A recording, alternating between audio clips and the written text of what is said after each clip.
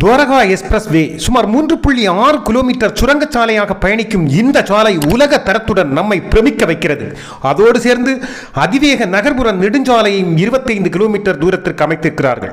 இந்தியாவின் உள்கட்டமைப்பை நமக்கும் உலகுக்கும் கூப்பிட்டு சொல்வது போல் உள்ளது. ஒவ்வொரு நபரும் பெருமை கொள்ளும் அளவில் அமைந்திருக்கிறது. சுமார் 10-12 வருடத்திற்கு முன்பு மேலைநாட்டு சாலைகளையும் அரபு நாட்டு சாலைகளையும் ஒளிநாடாக்களில் பார்த்து பார்த்து பிரமித்த நமக்கு நம் நாட்டில் இதுவெல்லாம் சாத்தியமா என்ற ஆதங்கமும் அச்சப்பாடும் இருந்திருக்கும். ஆனால் இன்று ஒவ்வொரு நபரும் பெருமை கொள்ளலாம். சுமார் 11,000 கோடியில் இரு மிகப்பெரிய சாலை திட்டத்தை நிறைவேற்றி காட்டியிருக்கிறார்கள். டெல்லியின் கழுத்தை நெரிக்கும் போக்குவரத்து நெரிசலை குறைத்து சோசம் விட வைத்திருக்கிறார்கள். 2024 ஹரியானா செக்ஷன் 19 கிலோமீட்டர் நீள நெடுஞ்சாலையை துவக்கி வைத்திருந்தார் பாரத பிரதமர். அதன் தொடர்ச்சியாக தற்போது டெல்லி செக்ஷனை சுமார் 10.1 கிலோமீட்டர் தூரத்தை தற்போது திறந்து வைத்திருக்கிறார்.